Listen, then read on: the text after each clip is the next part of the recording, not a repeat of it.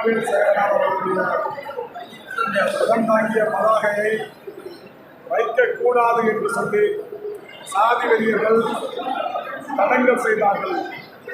அதை கண்டித்து பரமக்குடியில் இன்றைக்கு நடைபெறக்கூடிய இந்த ஆர்ப்பாட்டத்தை ஒருங்கிணைந்திருக்கக்கூடிய தேவேந்திர பன்னாட்டு கழகத்துடைய தேவேந்திர தம்பி சங்கரவர்த்தி அவர்களை, இங்கே குரலாக கூறியிருக்கக்கூடிய பல்வேறு இயக்கங்களை சார்ந்த நண்பர்களே, தோழர்களே, தோழமை இயக்கங்களை சார்ந்த தலைவர்களே, உங்கள் அத்தனை பேருக்கும் மூவேந்தர் புலிப்படை சார்பாக இந்த மாலை நேர வணக்கத்தை தெரிவித்துக் கொண்டு,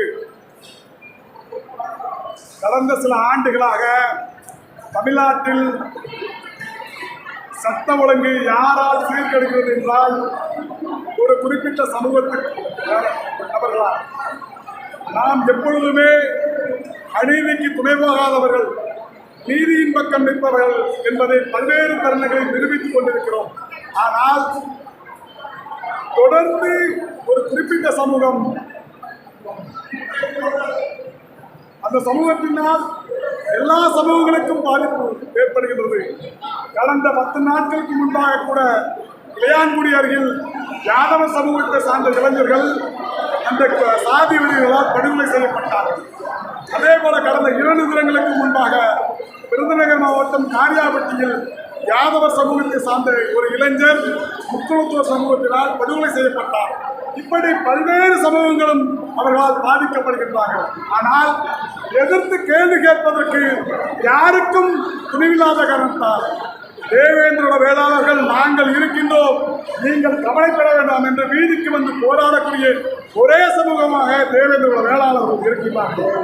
இன்றைக்கு தொடர்ந்து இளையான்குடி காவல்துறையினர் ஒருமைப்பட்சமாக நடக்கின்ற காரணத்தினால்தான் இதுபோன்ற சட்ட ஒழுங்கு சீர்கேட்டிற்கு காவல்துறையே காரணமாக இருக்கிறது.